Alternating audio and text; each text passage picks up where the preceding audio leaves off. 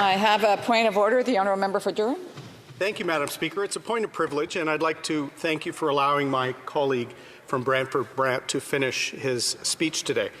I'm rising on a question of privilege concerning efforts and actions by officials and agents of the People's Republic of China to interfere with me as a consequence of actions I've taken here, Madam Speaker, on the floor of our House of Commons.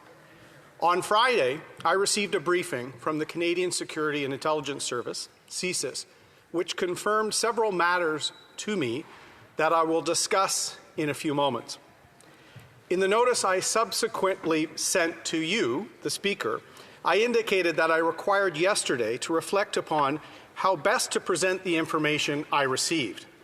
While I recognize that the law of parliamentary privilege affords me absolute freedom of speech here in Parliament, subject only to the rules of the House itself, I also proudly held our late Queen's commission as an officer in the Canadian Armed Forces and have taken several oaths to protect our nation and its secrets.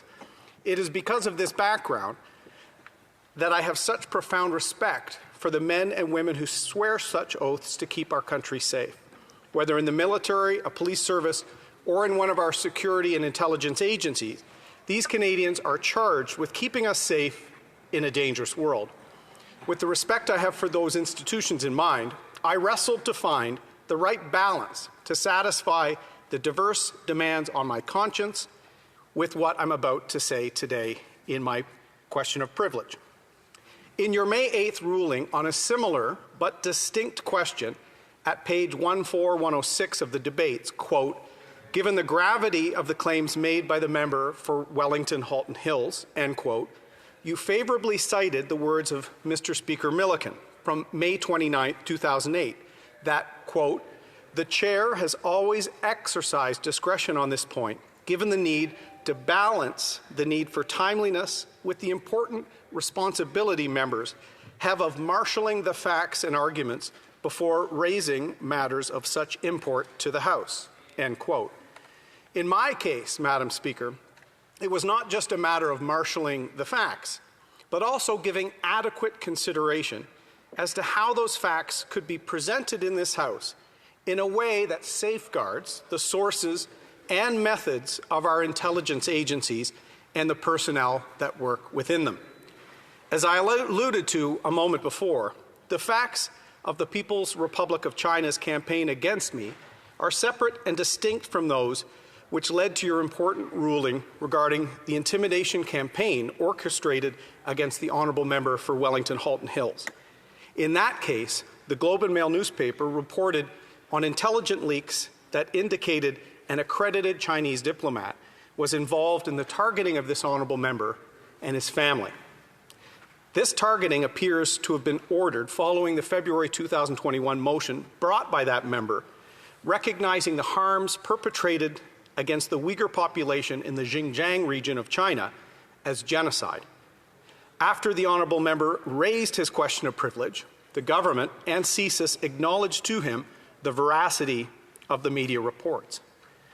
The facts of my case, Madam Speaker, are distinct as they relate to an ongoing campaign of foreign interference to target me as both a member of this chamber and as leader of the official opposition. Given my respect for the men and women who work for CSIS and the Canadian security establishment, I will not provide the specific detail from my intelligent briefing on the numerous threats identified to me, as I do not want any details to reveal sources or methods of collection. While I have more detail that I'm sharing with the House, I want to ensure that the public interest is properly served alongside ensuring that important intelligence gathered can continue unimpeded by appropriate parliamentary review.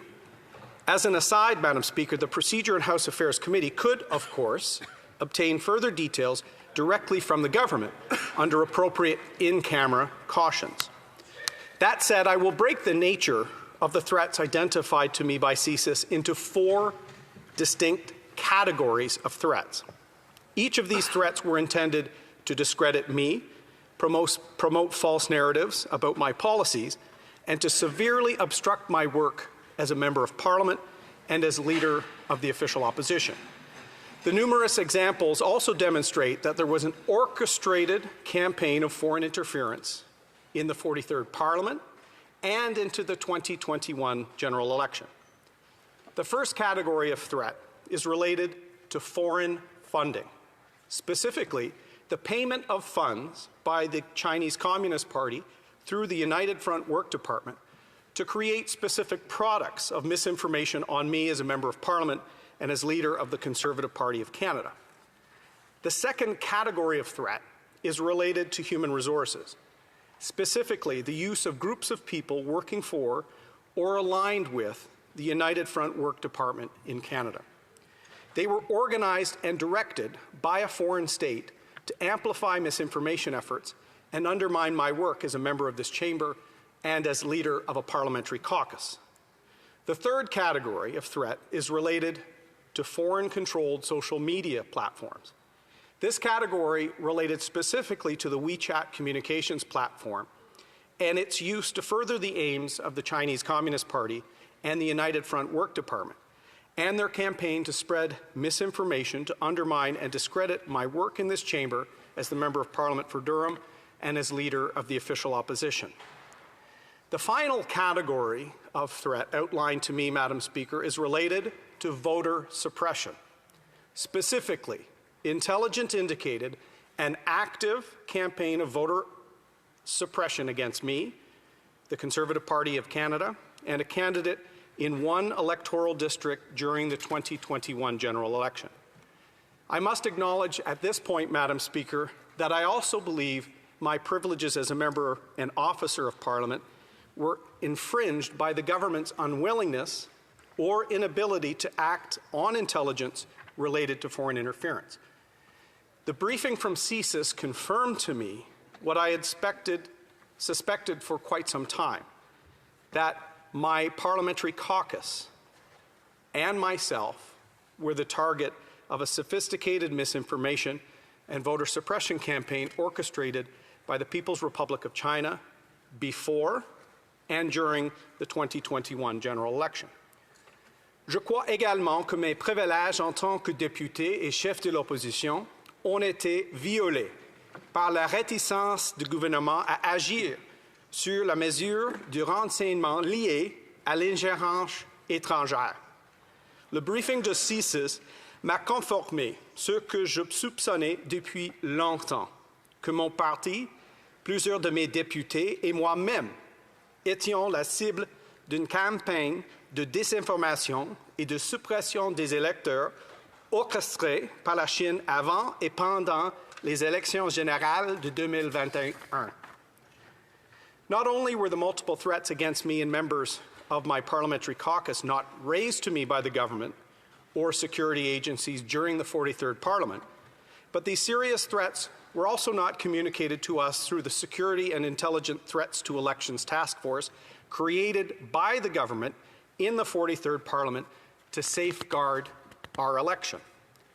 The context of the final months of proceedings in this chamber in the 43rd Parliament is also important to consider with respect to my privilege, Madam Speaker. The House at the time was seized with 4 separate document production orders forcing the government to be accountable to this House about what actually happened at the Winnipeg laboratory and the firing of scientists with links to China. I know that you remember at the time, Madam Speaker, because the government forced you into federal court over the issue and forced me, as a member of this chamber and leader of the opposition, to seek intervener status in that proceeding, which ultimately dissolution rendered moot. While denying our privileges as members for disclosure of these documents at the time, the government also denied me and other members of this chamber, including a member in the NDP, knowledge of identified foreign interference threats against us as parliamentarians. This is a matter that should concern all members of this House, regardless of party. As I mentioned in my opening remarks, this is a separate and distinct matter from that which my colleague, the Honourable Member for Wellington-Halton Hills, raised to you a few weeks ago. The threats identified against me by CSIS did not relate to one single event or one single accredited diplomat. Rather, the numerous threats identified to me provide proof of an ongoing campaign of foreign interference intended to disrupt my work as a member, but also to critically disrupt my work as leader of a large parliamentary caucus in a minority parliament. Threats, disruption, and interference of this scale actually violated the privilege of hundreds of members of this House. I stress this distinction because it is my respectful submission that it represents a distinct question from that addressed in your earlier ruling or in the subsequent May 10th order of reference to the Procedure and House Affairs Committee.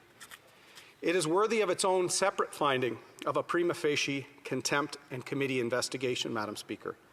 Indeed, the situation here might be analogous to a couple of periods in the Speaker's early days as a member of this House.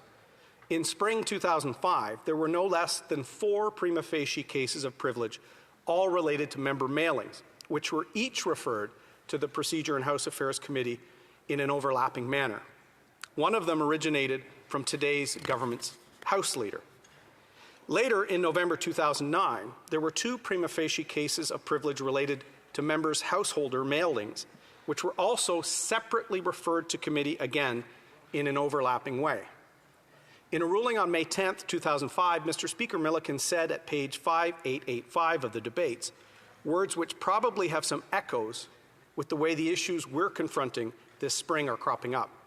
Quote, as the member for Wellington Halton Hill well knows, we have had a number of these kinds of questions of privilege raised in the House recently, and quite a number have been sent off to the Procedure and House Affairs Committee, which is actually studying these issues, I believe, as we speak. I am more than happy to permit him to move this motion and send the matter to committee if he wishes. I'm sure the committee will be interested in considering this one along with all the other ones that it is currently dealing with of a similar nature. There do seem to be a lot of these mailings these days, end quote. Well, Mr. Speaker, there does seem to be a lot of foreign interference reports these days as well, and the House should be seized with each of them individually. As I said, they should trouble all members of this chamber.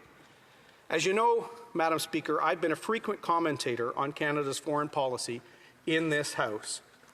Specifically, I've been raising concerns relating to Canada-China relations for many years. Before serving as Leader of the Opposition, in both the 42nd and 43rd Parliaments, I served as the Shadow Minister for Foreign Affairs, the same parliamentary position held now by the member for Wellington Halton Hills. It was in this capacity that I was one of the first voices in the chamber to discourage the use of Huawei technology in Canada's 5G network. I, alongside other colleagues, raised concerns about the approval of sales of several Canadian technology companies without proper security assessments by this government.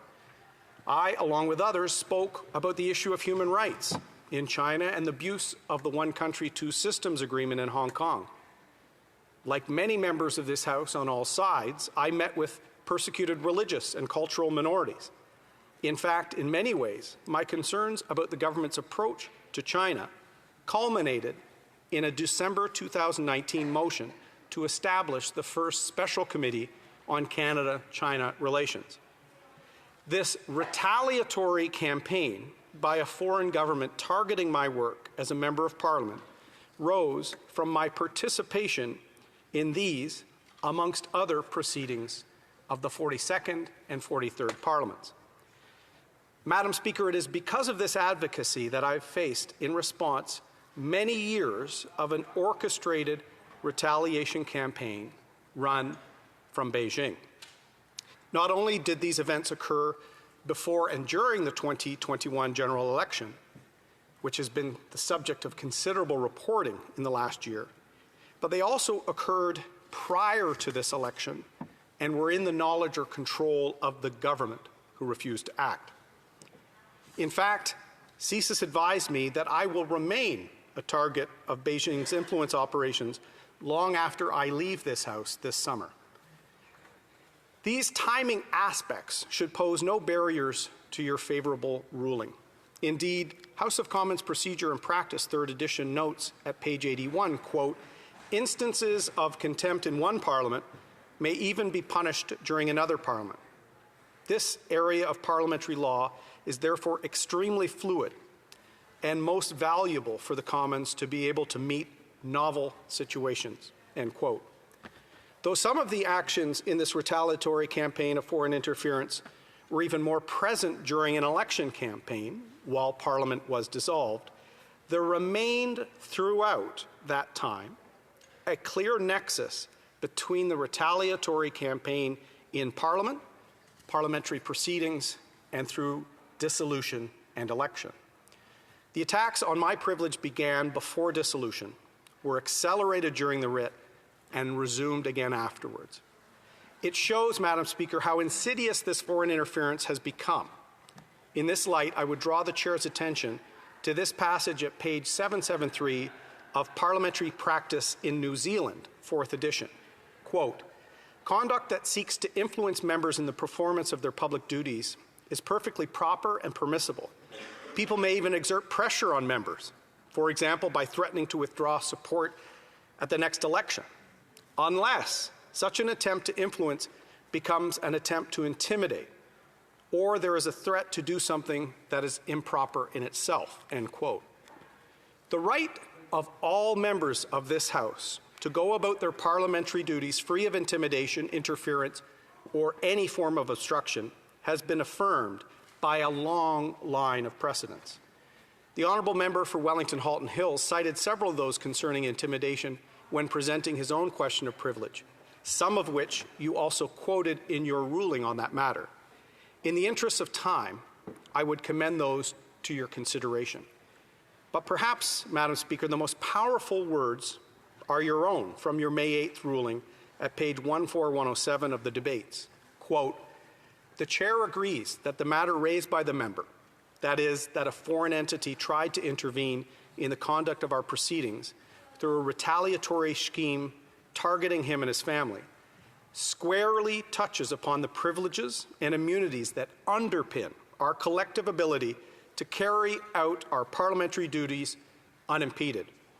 On the face of it, the Chair believes this matter to be serious enough to take priority of debate over all other parliamentary proceedings," end quote.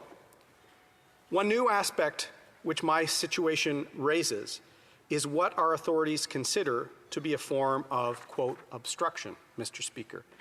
House of Commons Procedure and Practice, 3rd edition, at pages 111 and 112, offer this explanation. Quote, "A member may also be obstructed or interfered with in the performance of his or her parliamentary functions by non-physical means. It is impossible to codify all incidents which might be interpreted as matters of obstruction, interference, molestation, or intimidation, and as such constitute prima facie causes of privilege. However, some matters found to be prima facie include the damaging of a member's reputation and the intimidation of members and their staff. The unjust damaging of a member's good name might be seen as constituting an obstruction," end quote. Mr. Speaker Bosley on May 5, 1987, at page 5766 of the debates ruled, quote, "The privileges of a member are violated by any action which might impede him or her in the fulfillment of his or her duties and functions. It is obvious that the unjust damaging of a reputation could constitute such an impediment. The normal course of a member who felt himself or herself to be defamed would be the same as that available to any other citizen: recourse to the courts under the laws of defamation, and the possibility of damages to substitute for the harm that may be done. However, should the alleged defamation take place on the floor of House of Commons, this recourse is not available," end quote. Where these campaigns were masterminded by diplomats accredited to Canada, they enjoy legal immunities under the Vienna Conventions. Therefore, just as the example cited by Mr. Speaker Bosley, ordinary recourse to the courts of law is simply not possible in the circumstances. To be clear, Mr. Speaker, this parliamentary privilege is not being asserted, nor do I seek to assert it, against any Canadian who exercises his or her democratic right to enter into the parliamentary and political debate and to criticize politicians for the stands or policies they take. Joseph Mangeot, at page 235 of Parliamentary Privilege in Canada, second edition, articulates the appropriate balance here. Quote, all interferences with members' privileges of freedom of speech, such as editorials or other public comment, are not breaches of privilege, even though they influence the conduct of members in their parliamentary work. Accordingly, not every action by an outside body that may influence the conduct of a member of Parliament as such could now be regarded as a breach of privilege, even if it were calculated and intended to bring pressure on the member to take or to refrain from taking a particular course. But any attempt by improper means to influence or obstruct a member in his or her parliamentary work may constitute contempt. What constitutes an improper means of interfering with members' parliamentary work is always a question depending on the facts of each case, end quote. In investigating a past contempt concerning the prejudicing of a member's reputation, the Procedure and House Affairs Committee explained the heart of the reputational concern succinctly at paragraph 38 of its 51st report, tabled in November 2005. Quote, members of Parliament are public figures, and their reputations and integrity are among their most valuable assets, end quote. The same committee, when reviewing misleading statements about a member made in one of these 10%er cases I mentioned earlier, wrote in its 38th report, tabled in May 2005, quote, the content of the document, while not contemplating of or by other members whose constituents receive similar mailings, must be considered in relation to the member for Windsor West. Under such an analysis, it is impossible to avoid the conclusion that it is inaccurate and misleading with respect to him.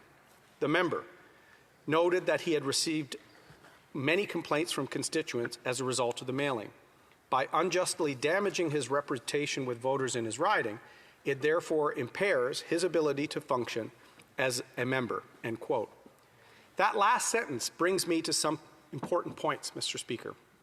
Firstly, whether the defamatory or misleading comments were made inside or outside of my riding, they nonetheless must be considered in relation to me and to the unjust damaging of my reputation within my riding. Secondly, at the time, I was the leader of Her Majesty's loyal opposition. I was an officer of this House with national responsibilities, which I believe requires you to consider matters through an additional lens. By unjustly damaging the reputation of the leader of a national party, it has the consequence of both impairing his or her ability to function as one of those political officers of this House, but also of indirectly implicating all of my colleagues who I was proud to lead as leader of a parliamentary caucus. Thirdly, we must truly understand the goal of Beijing's retaliatory campaign here. The communist government's ideal outcome is to have its critics pull their punches and turn a blind eye. It is to create, at the end of the day, a chilling effect on our public policy and the debates in this chamber, a chilling effect on our parliamentary democracy.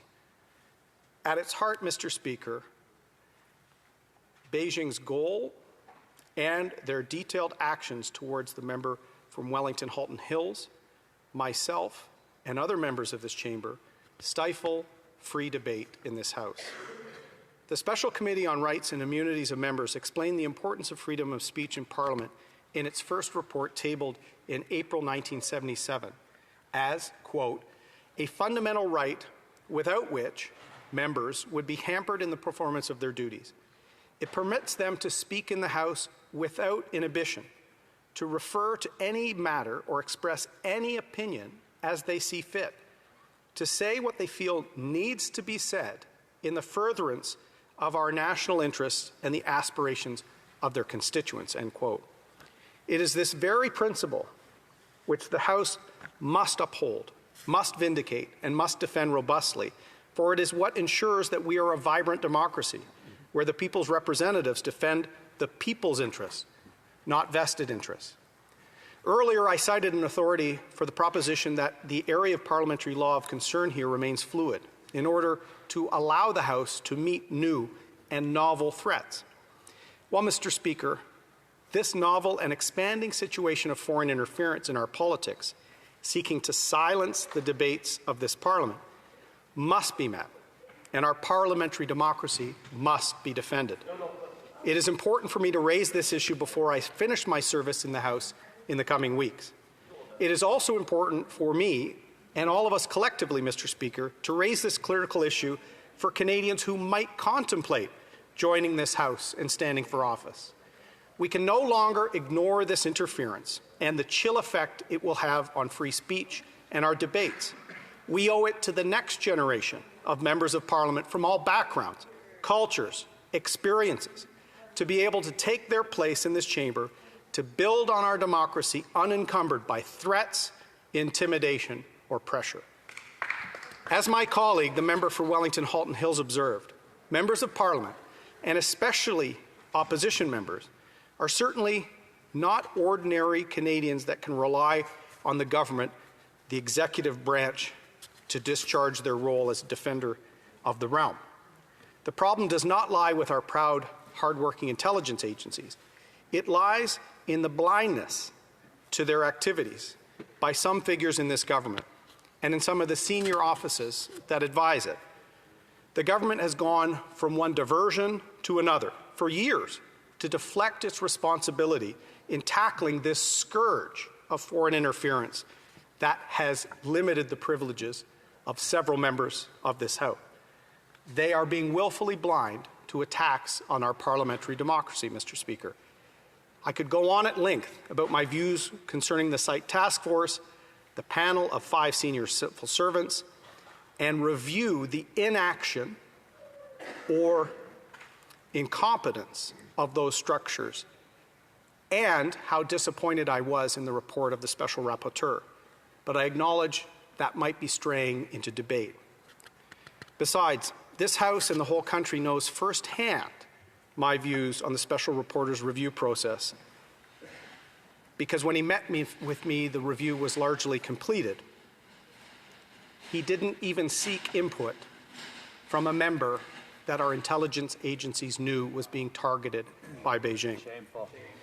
I will simply say that rather than restoring faith in our institutions and democratic process, the perceived conflict of interest of the Special Rapporteur and the outcome-driven terms of reference he was given and the final report that followed them has actually deepened mistrust, Mr. Speaker, and further demonstrated the need for an independent review. Mr. Speaker, the conversation and inquiry does not need to wait until there is a Conservative government elected and their determination to appoint an independent public inquiry. The longer there are delays, the longer there will be embarrassing leaks and headlines that will only continue to further erode public trust in our institutions and in our parliamentary democracy. This historic and proud House of Commons has the duty and responsibility to stand up to attacks on the privilege of every single member of this chamber, Mr. Speaker. Inaction to do so amounts to muting voices sent to Ottawa to defend the interests of their constituents. So let's do it for all members of this chamber, Mr. Speaker, on all sides of the House, and for the Canadians who might want to join this House in the future. As the defender of our rights and privileges, Mr. Speaker, this effort starts with you. Should you agree with me, Mr. Speaker, that this amounts to a prima facie case of contempt, I'm prepared to move an appropriate motion at that time. Thank you very much, Mr. Speaker.